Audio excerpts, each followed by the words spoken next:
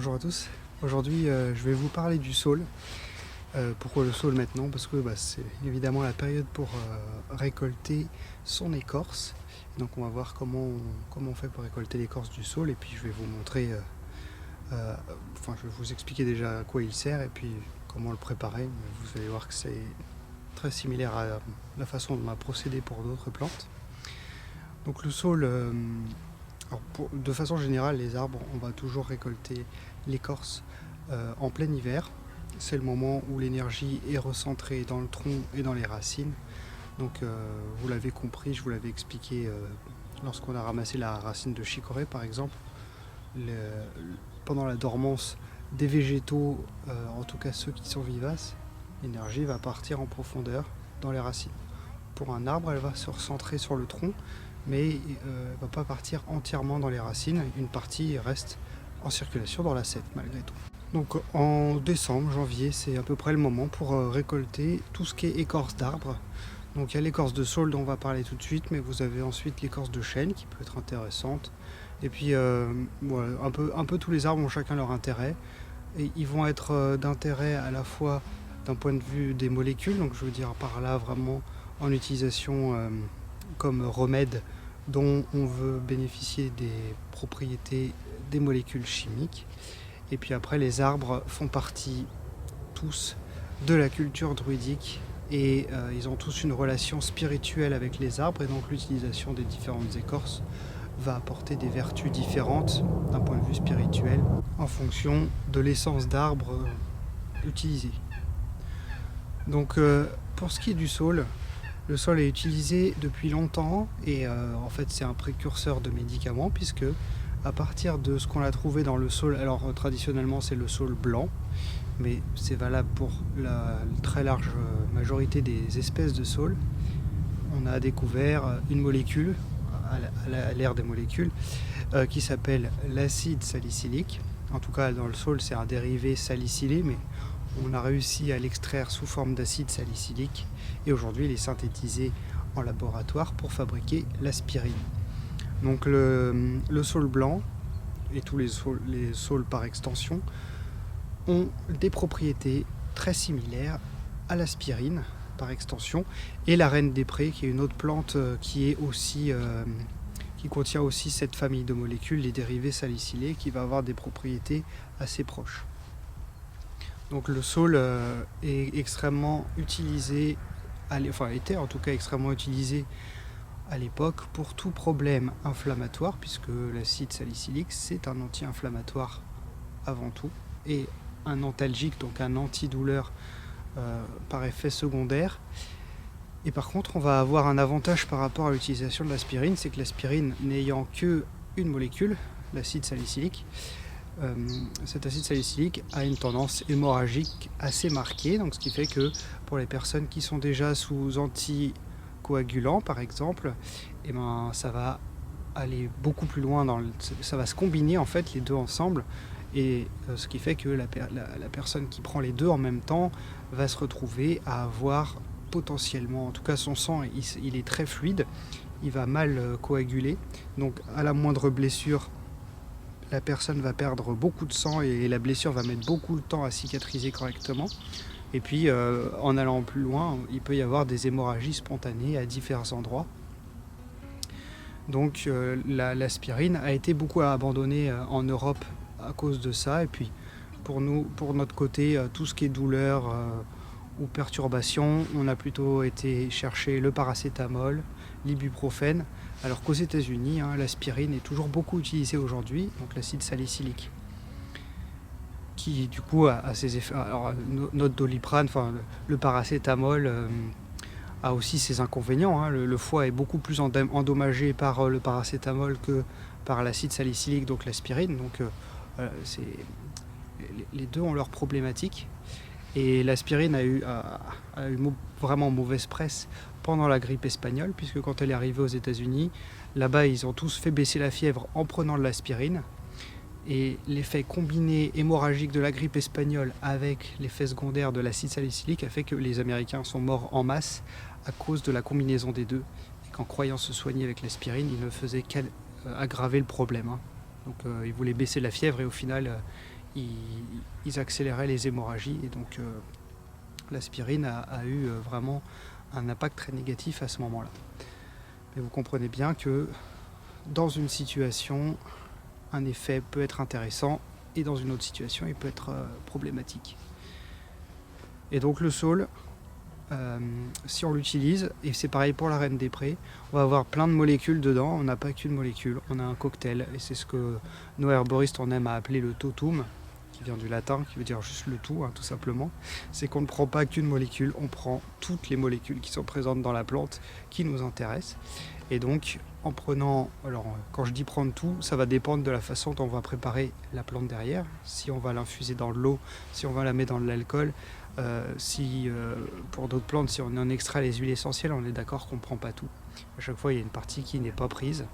Mais on essaye de prendre le maximum de ce qu'on arrive à extraire avec nos capacités. Et là, on a le plus proche en tout cas du totum. Et donc, avec des plantes comme la reine des prés et le saule blanc, on a des effets anticoagulants qui sont vraiment très faibles et quasiment négligeables, ce qui fait qu'il n'y a pas de souci à les utiliser. Même si par précaution on va recommander d'éviter s'il y a des anticoagulants en médicaments qui sont pris à côté, de peur que les deux se fassent une sorte de synergie. Mais en tout cas dans l'absolu, si vous n'êtes pas sous anticoagulant, il n'y a aucune inquiétude à avoir en utilisant la reine des prés ou le saule, contrairement à l'aspirine. Donc pour récolter le saule, ça va être très simple. Alors la difficulté c'est qu'il faut l'avoir reconnu et identifié quand il a encore des feuilles, parce qu'on va le ramasser quand il n'y a plus rien. Donc je vous recommande de repérer un endroit où vous savez qu'il y a du saule et d'y retourner du coup en ce moment, en hiver, pour prendre les écorces. Et donc on va prendre l'écorce d'une branche de saule.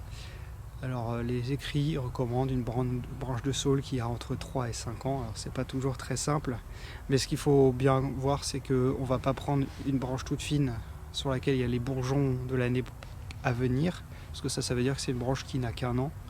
Donc après vous pouvez vous amuser à compter le nombre d'embranchements en partant des toutes dernières branches. Et a priori, chaque année, il refait une série de branches. Donc si vous remontez à 3 embranchements précédents, celles qui sont à l'extrémité, vous arrivez à des branches de 3 ans. Globalement, il faut estimer que c'est des branches qui vont avoir à peu près un diamètre de plus d'1 centimètre. Et après, si elles ont un peu plus de 5 ans, c'est pas vraiment un problème. C'est pour qu'elles aient bien la fraîcheur d'être récentes, parce qu'après s'il y a du tronc qui se forme et vraiment une écorce épaisse, c'est pas un problème en soi, c'est juste que l'écorce épaisse, la partie externe n'a pas d'intérêt. C'est vraiment ce qui est juste sous l'écorce, à la base de l'écorce qui nous intéresse. Donc voilà, en soi c'est pas un problème. C'est juste que vous allez ramasser beaucoup de parties inutiles pour un petit peu, mais en soi il n'y a pas de problématique à ce niveau-là. Et donc le saule, ça va être très simple. Vous prenez juste un outil tranchant que vous frottez à la surface de façon à aller jusqu'à la partie un peu blanche qui est en dessous de l'écorce, et vous allez avoir une sorte d'auréole verte autour qui montre l'épaisseur intermédiaire qui est celle qu'on prend en fait dans l'écorce. La partie blanche ne nous intéresse pas, la partie écorce superficielle ne nous intéresse pas, c'est ce qui est entre les deux. C'est là que la sève circule et c'est là que l'énergie se trouve. Et c'est celle qui est verte quand vous voyez la partie qui vient d'être tranchée, qui va se retrouver à l'intérieur de l'échantillon prélevé entre les deux couches. Et donc c'est ça qui va nous intéresser. Derrière, on peut le mettre à sécher, ou on peut le mettre dans l'alcool comme d'habitude. Il n'y a pas de restriction particulière pour cette plante. Si c'est du saule blanc ou si c'est un autre saule, ça n'a pas vraiment d'importance. Le saule blanc, c'est celui qui est utilisé traditionnellement. Il y a des traditions sur des noms de plantes, mais en réalité, tout ça, ça date de périodes où la détermination des plantes n'était pas aussi fine qu'aujourd'hui. Donc il est possible qu'il y ait eu des confusions et qu'à l'époque, ce qu'on appelait du saule blanc, aujourd'hui, c'est pas vraiment le saule blanc. Et c'est valable pour plein d'autres. Le pissenlit, si vous lisez les ouvrages, c'est toujours Taraxacum officinalis qui est utilisé, mais en réalité, il y a des milliers d'espèces de pissenlits différentes et même un botaniste chevronné a beaucoup de mal à les distinguer les unes des autres. Donc en fait, on a utilisé indifféremment tous les pissenlits et on utilise indifféremment, sans s'en rendre compte, tous les saules. Donc vous prenez pas trop la tête avec ça. Vous avez repéré un saule, vous le choisissez, vous le prenez et vous utilisez celui-ci, il n'y a pas de problème. Alors un détail important, c'est qu'il vaut mieux prendre en suivant le sens du tronc plutôt que de faire le tour, faire comme un anneau de découpe si vous voulez, parce que un arbre, si vous faites un anneau de découpe et que vous prenez le passage de sève sur tout le cercle, il n'a plus aucun moyen d'envoyer sa sève au-delà de l'anneau que vous avez fait, et donc il va mourir. Et c'est comme ça qu'on tue un arbre. Si vous avez déjà observé, on peut faire ce qu'on appelle du cerclage, où on va juste faire une entaille de découpe sur tout le tour du tronc. On n'a pas besoin d'abattre l'arbre, on fait juste une entaille suffisamment large pour que la sève puisse pas continuer à circuler, et l'arbre va mourir. Donc évitez de faire la même chose quand vous ramassez vos écorces pour essayer que l'arbre reste en vie, et puis évitez de prélever 2 années de suite sur le même arbre pour le laisser une année à bien repartir et refonctionner correctement. Donc encore une fois, là, relativement simple, vous voyez, c'est la même méthode pour les autres arbres. Je ne vais pas faire sur d'autres arbres une vidéo spécifique parce que la méthode est exactement la même. Repérez à l'avance votre arbre pendant l'été, l'automne, et puis revenez en hiver pour faire la récolte des écorces. Stockez-les. Elles sont toutes très riches en tanins en plus, hein. C'est la nature même d'une écorce d'être riche en tanins. Donc vous pouvez les utiliser aussi pour travailler un peu sur la circulation. Les tanins, ils ont un intérêt circulatoire particulier puisqu'ils vont faciliter, ils vont un peu, si vous voulez, c'est astringent, donc ça va resserrer les tissus, et en particulier les tissus capillaires, et donc ça va resserrer les capillaires, ce qui va accélérer le débit du sang dans la circulation des capillaires. Donc ça peut aider le sang à aller plus facilement aux extrémités, hein, et ça peut être utilisé par exemple pour les gens qui ont les mains ou les pieds froids, pour aider la circulation à aller bien jusqu'au bout. Parce que quand on a les mains ou les pieds froids, c'est pas parce que le cœur a pas assez de puissance pour l'envoyer au bout, hein, c'est pas ça. C'est qu'il n'y a pas assez de débit dans les capillaires. Et donc pour accélérer ce débit, c'est en resserrant le diamètre des capillaires, soit en faisant un effet astringent, soit en tonifiant les muscles qui font le péristaltisme, c'est-à-dire les muscles qui sont dans toutes les gaines des vaisseaux et qui se contractent successivement pour faire avancer le sang le long des différents conduits. Donc c'est 2 façons de faire. Avec les tanins, on va resserrer les tissus, donc accélérer le débit, donc augmenter la vitesse de circulation du sang qui va arriver plus facilement aux extrémités. Après l'avoir fait sécher, le saule, c'est une écorce. Donc comme les écorces et les racines, si on veut en faire une infusion, ça ne va pas être une infusion justement, ça va être une décoction, c'est-à-dire avec une ébullition d'à peu près 10 minutes après avoir fait chauffer l'eau, pour que que l'eau arrive bien à extraire. Il faut qu'elle pénètre jusqu'au fond de l'écorce, puisque je vous rappelle que la partie qui nous intéresse, elle va être entre la couche de lignine, c'est-à-dire le tronc en lui-même, et puis la couche qui est blanche à l'intérieur, qui est les années précédentes de l'arbre. Et donc il faut que ce soit la couche entre les deux. Donc pour ça, il va falloir mettre un certain temps d'infusion pour que l'eau arrive à pénétrer jusqu'au cœur de vos échantillons de sol. Et donc pour ça, il faut une infusion plus longue qu'on appelle une décoction. Et donc monter à 10 minutes d'ébullition pour réussir à vraiment bien extraire tout ce qui est dedans. Donc c'est pour ça qu'on évite, quand on fait une tisane, de mélanger les feuilles fleurs avec les écorces racines, parce qu'on n'a pas les mêmes temps d'extraction. Donc en général, on va préférer travailler sur l'un ou sur l'autre, et ça va avoir une cohérence à un autre niveau, plus énergétique.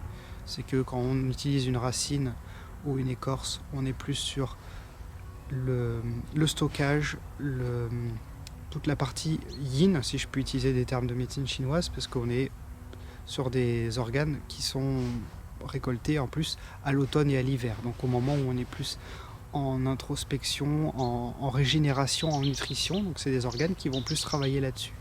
Alors que les feuilles et les fleurs, on va être plus sur du yang, sur une énergie de croissance, d'expansion, et donc plus correspondant aux saisons de printemps et été. Donc la croissance, l'expansion, et c'est ça qu'on va apporter avec le remède. Donc on peut aussi faire attention à ça en choisissant un remède. Est-ce que la personne a plus besoin de récupérer de l'énergie, de se régénérer, ou au contraire, est-ce qu'elle a besoin d'être stimulée et secouée un peu, et l'organe visé. Donc C'est une façon de jongler, et donc je vous avais dit, hein, la reine des prés a les mêmes propriétés que le sol, sauf que la reine des prés, c'est les fleurs qu'on va prendre, donc vous voyez beaucoup plus yang, alors que le sol, on va être plus sur une énergie yin de nutrition, de protection, de régénération. Donc voilà, c'est tout ce qu'il y a à dire pour le sol blanc. Donc comme d'habitude, hein, si la vidéo vous a plu, n'hésitez pas à la liker et à vous abonner si vous souhaitez être tenu au courant des prochaines sorties. Et je vous dis à bientôt.